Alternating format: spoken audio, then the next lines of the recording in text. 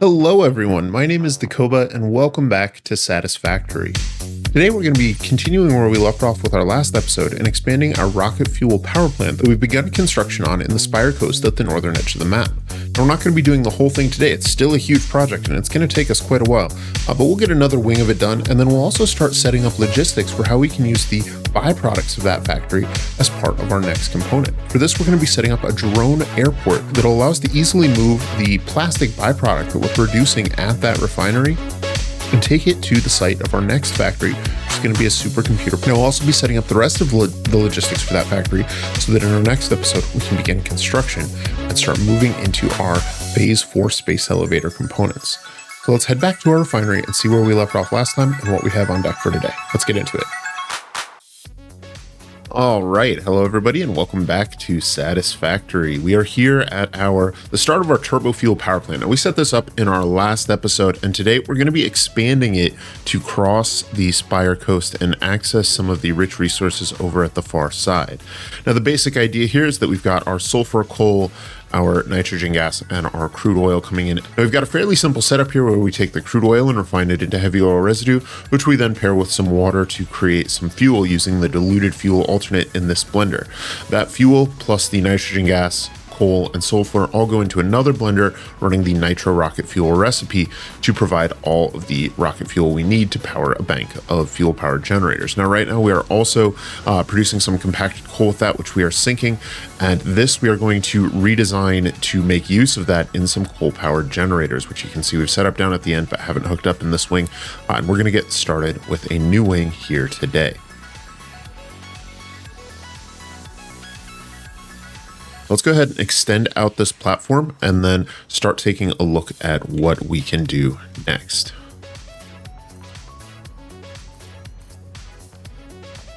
Now in our blueprints, we should have, not the turbo fuel. This one will be in the blender belt. There we go. The blender belt here. And what the blender belt will let us do is connect this up and extend it down in whichever direction we want. We want this pipeline to run the length of this platform. I think we can just set one up there and that should be a good place to start. Unfortunately, we ran out of power, so we lost our hover pack, but we can rebuild that easily enough. Send out another power line over here so we have room to work. And I want to do a little bit more creative with the design. I want to try and be a little bit more creative with the design of this. So I'm going to go ahead and leave some space here for a water extractor. I think we'll do a 3x3 for that. Should be enough. And we can extend out this platform a little bit. But instead of extending our fuel generators out sort of lengthwise along this, what I want to do is actually divert our train lines from over there and have them run along and through here. And so I want to try and create a more aesthetically sort of appealing look to things. And so this is more or less the same setup. I just wanted to play around with the idea of using hoses for our liquid components there. And I think that's an idea that has some potential, but we will refine that more a little bit later. For now, though, we are going to be getting our rocket fuel and compacted coal out of this blender very nicely and easily. And we can start setting up our next generator array. Now, the idea here is that I want to run train lines through here. And so to that end, I think where we want is actually for this leg of track to run in that direction. So what we're going to do is set down a central spine here.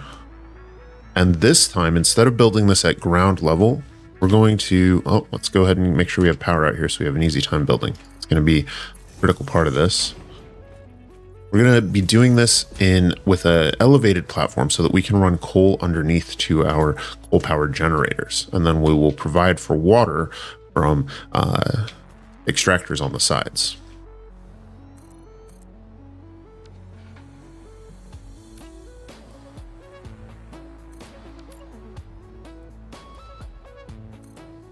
All right, how many fuel generators is that? We have 1, 2, 3, 4, 5, 6, 7, 8, 9. So there we go. That is one that is part 2, or one half of part 2 of our plant. This thing is huge. This thing is substantial. Let's go ahead and build out the other side. Fortunately, the other side should be pretty easy to build, as it is just a mirror image.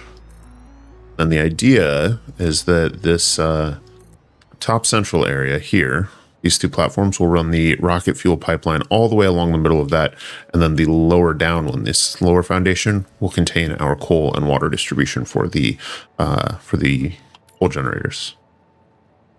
Last but not least, I think we should be good to set all of this up to power. So let's go ahead and do that. Generators are still priming. I think we're going to want some redundancy in our pipeline up here. So I think we'll use these back platforms for some additional rocket fuel pipelines. We will sort of diverge probably down here and send it up on this side around the back and hook in at the back and do the same on those back platforms on that side, just to make sure that things are flowing nicely and always have an easy path. But for now, let's go ahead, get this thing started up here. In order to provide for that, we will output.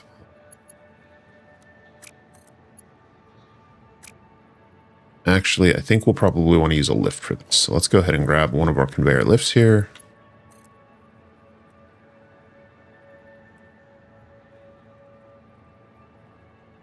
So these are at the same height. I think that should do it. There. There we go. Perfect.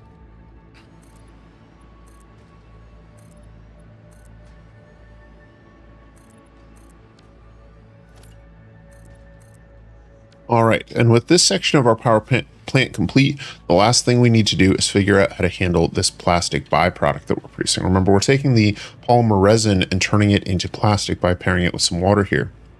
This isn't producing very much plastic, but it is enough that, even just in a few minutes, we've already constructed a stack of it. So it would only take maybe a few hours to completely fill the storage container and back this up, which would cut fuel production and therefore rocket fuel production. This cannot be allowed to happen. We do have a few hours before it becomes a problem, but it's a problem we need to solve before that. So let's go ahead and lay down some foundations here because I have an idea, and that idea is drones. Set up a drone port here that will take this plastic and we'll carry it off somewhere else. We'll call this drone port binary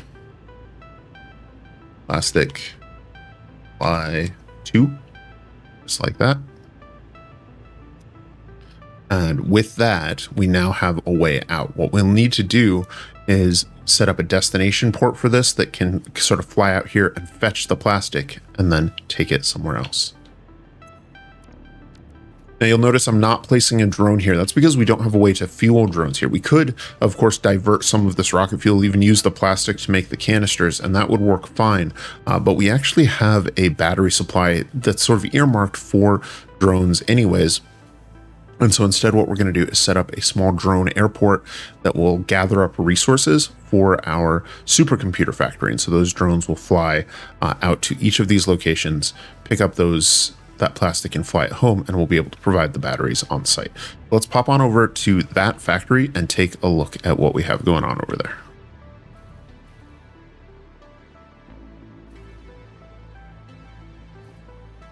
All right, I'm flying back over to our battery factory, and I see that one of our trains has an issue there. Let's go ahead and take a look at the map and see if we can identify what it is. It appears to be a unusual wait time, perhaps a signaling issue. So let's go ahead and see what we can do to diagnose that. I thought our network was pretty stable, pretty solid, but if it can't find a path, or if there's another train stuck somewhere else, then that is an issue. All the rest of our trains seem to be moving. It's just this one seems to be stuck. All right, so as I came over here and approached the train, it started to move again. Not really sure why it had paused for long enough to freeze, and then as soon as I came in range, it cleared up. We'll have to keep an eye out for that to arise again, and hopefully try and diagnose and troubleshoot it. All right, now over here at our battery factory, we are going to want to find. We're going to set up a small battery airport, and I think we'll do this down here in the cliff so we can preserve some of this forest, because I really like the way this area is coming together. We're going to be building our supercomputer factory right there, which is where this plastic is ultimately going to be going. And so maybe it wouldn't be the worst thing to have the plastic feeding back in over here. Oh, actually, you know what? Now that I say it, now that I think of it, what if we took our batteries and diverted them underneath back into the complex, brought them over here into this sort of central area that is currently just a large lake. We could set up a drone airport sort of up on top of this structure. I like that idea. Let's go ahead and play around with that idea just a little bit and see what we think. So if we set up a couple of platforms up here, for example, and in this case, we don't need to worry about getting fuel, but that is one of the major benefits of a drone airport. If we set up a drone port right here, though, like so, then this could be sort of the fuel fetching drone. This could be the drone that goes and gets the batteries or the packaged rocket fuel or whatever fuel type we decide we want to use. Whatever type we're using, this port belongs to the drone that fetches it. In this case, we're going to skip this step, but the idea that drone port then distributes that fuel to the rest of the drones in the airport. So we might have 5 or 6 additional drones that do more productive work, and this one is simply for providing them fuel. Now, in this case, since we don't need that, we can go ahead and use this just as a standard drone port, part of our sort of production fleet. And then each of these drones at each of these ports will sort of fly out to different parts of the map and pick up resources and bring them all here. Now, this can also be a relay area where, for example, this drone port is set to sort of go gather up Caterium ore, for example, and bring it here and turn it and then send it onto this drone port, which would send it off to a smelting facility. Now, usually you want to be a little bit more efficient than that, and so you might daisy chain the production steps for facilities at different locations. So you have a drone port at your mining facility that sort of takes the raw ore and flies it to your smelting facility. The smelting facility then smelts it and loads it onto a different drone that will take it into a production facility, for example. The issue with that, of course, is the battery or is the fuel distribution. How do you power all of those drones with all those factories at different locations? And that's what this solves. It allows it to act as sort of the central hub of a spoke and hub network. So let's go ahead and set up a set of lifts here. Allow us to take these these batteries. And again, we will go ahead and run this logistics through the floor. Doesn't matter what it looks like as long as it's buried, right? So we set that up there. Drone ports now have batteries. Let's head on up and see what we can set up here to retrieve the plastic from that.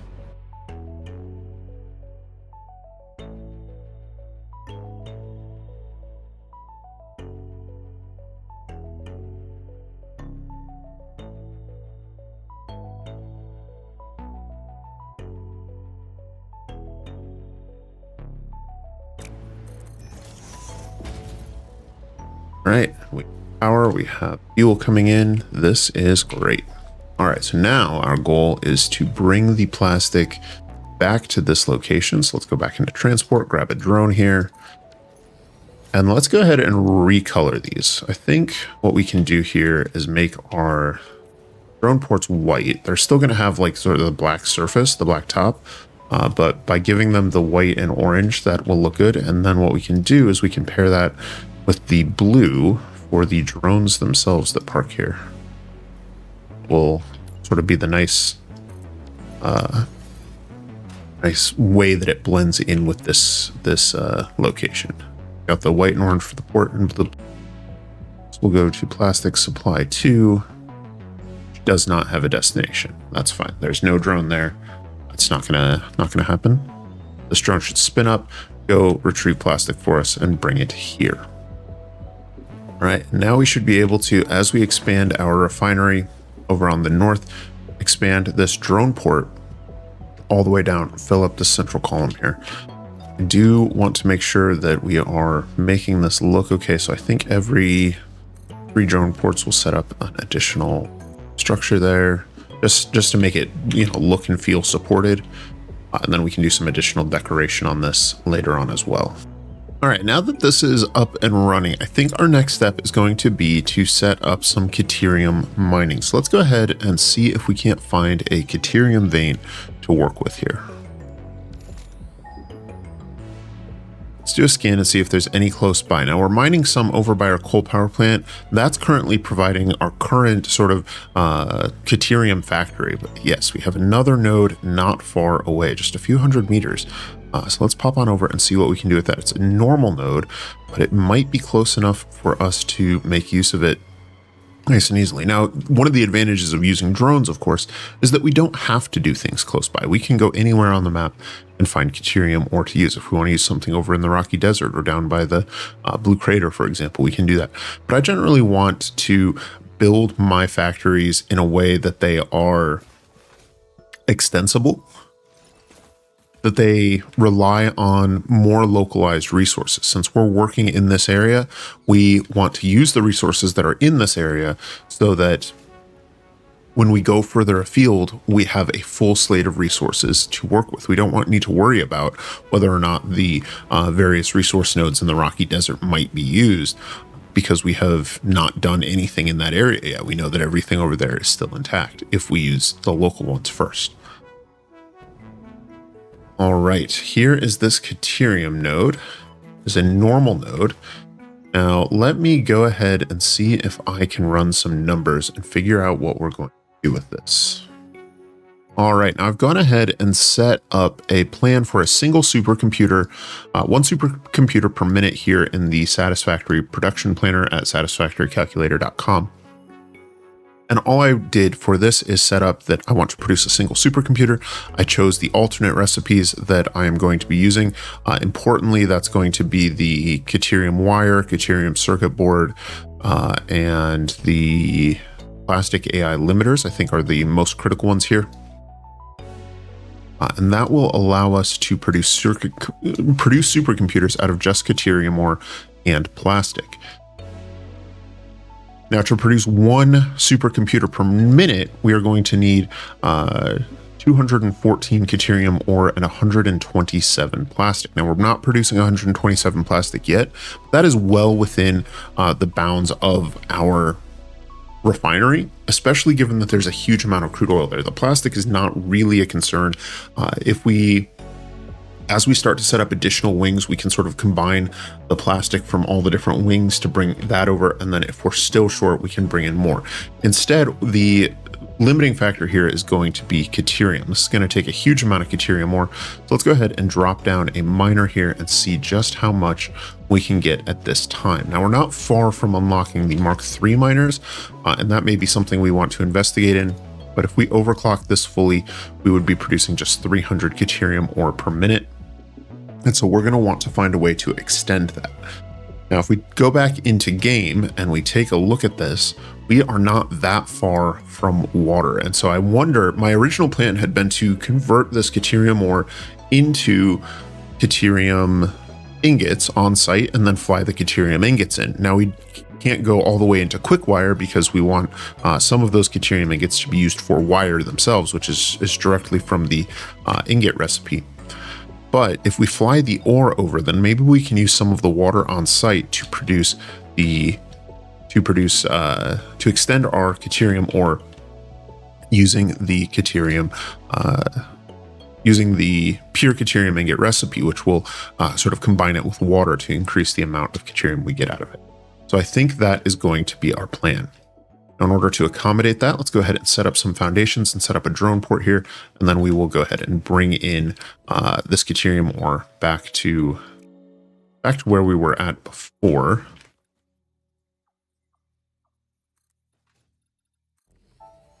Set down a foundation platform here for our miner.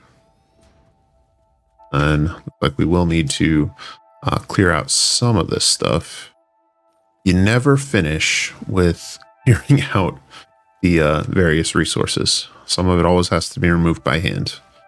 All right, let's see. Can we get a miner on top of this node? Yes, we can. Perfect. Find the right snap point. There we go. And Mr. Bean, I'm going to need you to get out of here.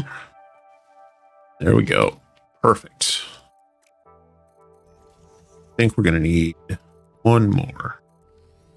That should allow us to put down a drone port here.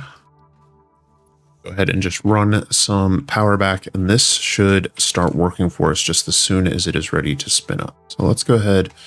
We'll go ahead and use the white and orange for this, but let's go ahead and overclock this, make sure that it is fully producing all of the Caterium ore we can get out of it at this time. And if we're overproducing on ore, that's no big deal. We can always manage that later. A power line back to base to set up power there. That will also set up that drone port. Oh, before we get too far away. All right, now with that all squared away, we have a nice little resource gathering outpost. We can use resource gathering outposts like this all over the map whenever we want to bring resources from a location. What this will effectively let us do is take the ore that we're gathering here and take it and just sort of transport it elsewhere on the map. It's almost like transporting the node itself. Now, there are some throughput issues with drones here, especially for something like Caterium that we'll need to be mindful of, but I think this should work at least to get us started, and we can always revisit it later. To dress things up a little bit, I'm going to set up a radar tower here. And these radar towers, I don't remember if we've looked at in this series, but they will give us a look at the map, a map of the surrounding areas, show us any nodes nearby, and be very useful for us. So we'll take a look at that here in a minute, but let's go ahead and run these power lines back and get the power set up to this location, and that radar tower will help us find this location again if we ever need to. It'll give us a nice visual reference point in the world, let us know that something interesting is happening there.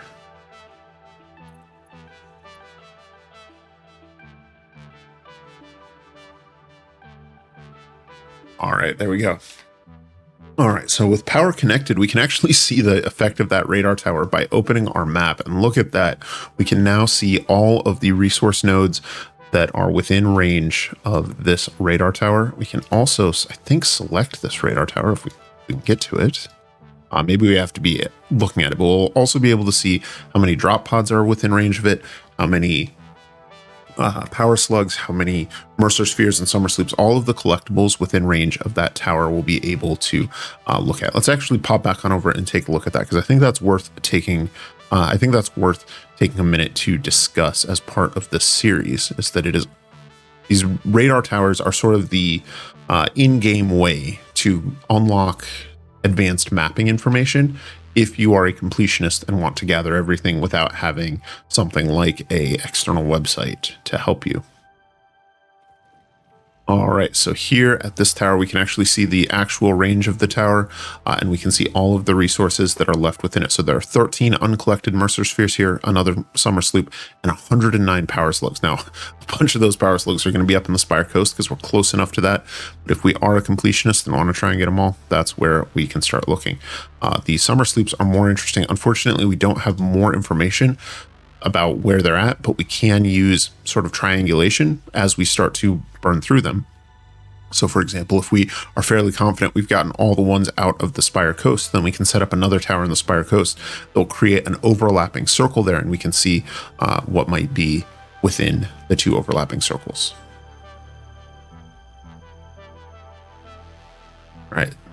All right, now that that drone port outpost is all set up, all we need to do here in order to bring that in is take our second drone port here, complete with its drone on it, and go ahead and set its destination to be the Supercomputer Caterium supply port. That drone should fly off and gather up those resources for us. just as we did before, we are going to drop those resources down, make sure that they are accessible.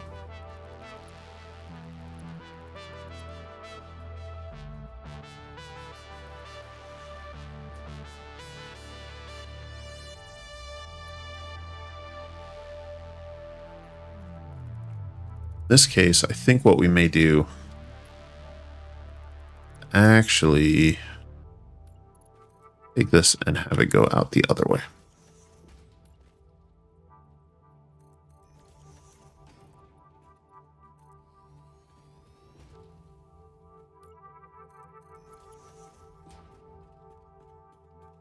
At this time, we don't need to worry about syncing this because nothing relies on this Caterium. The plastic we need to sync because it is the output of our refinery process. It is the byproduct of our refinery process. We need that plastic to not back up. If the Caterium backs up, it's no big deal at all. The miner will just stop running until we make use of it. So that is just fine. But we will eventually have our plastic going out on one line, our Caterium going out on another. And I think what we're going to do is probably take this Caterium, and we could even do it down here in this sort of central area, but I think what we'll do is we'll set up a small refinery over here that will take water from down below and refine that Caterium using the pure Caterium alternate recipe to make our to increase the number of ingots we can get, and that'll help a lot with a supply and make sure that we're able to produce enough supercomputers. You can see the drone coming in there. That's excellent. Fly on over, make sure that we do indeed have some Caterium coming in.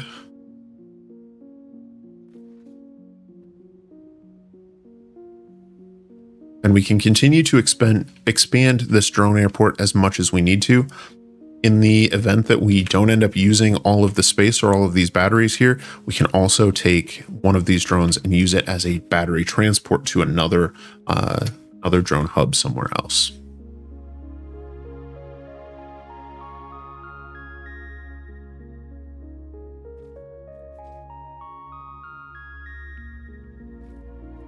Okay, we've got our Caterium ore coming in. We've got loads of it piled up, so that is fantastic. Let's go ahead and take a look at this real quick and just see. So 3.92 stacks per minute. That will be just fine for us. We are mining 300 items per minute. We are transporting 352 items per minute right now, but a maximum transport rate of almost 400 per minute. So we should be just fine there. And the drone will be sufficient to transport the Caterium we're mining back here. All right, so we have expanded our power plant a bit. We'll need to continue working on that, both for additional power infrastructure and to bring in more plastic for our supercomputer factory. But we have also brought in our Caterium ore for use in that factory once we set up a refinery very soon. And so I think those are... So I think that is where we are going to leave it for today. In our next episode, we'll be setting up that Caterium refinery to produce the Caterium ingots using the pure Caterium alternate. And then we'll probably make some additional progress on our power plant. We may set up some additional plastic production as well, just so that we can actually start producing our supercomputers and get that production underway. I think that will be a tower here to sort of finish out this complex, at least for now. I don't have any further plans for this area, but I think that will be a nice sort of framing piece with the tower on the other side to finish off this section of the map. All right, I'd like to thank you guys for spending a few minutes with me here in the world of Satisfactory. I hope that you have enjoyed this episode. Leave a like if you have and subscribe if you would like to see more. My name is Dakoba, and I hope you have an efficient day. As a quick note, you may have noticed there were no time lapses in today's episode. That is something that I am working on, but trying to get a time lapse in would have delayed this episode even more than it was. And I decided I wanted to get something out for those of you who are following the series. So thank you guys for watching, and I will see you guys, and I will see you soon.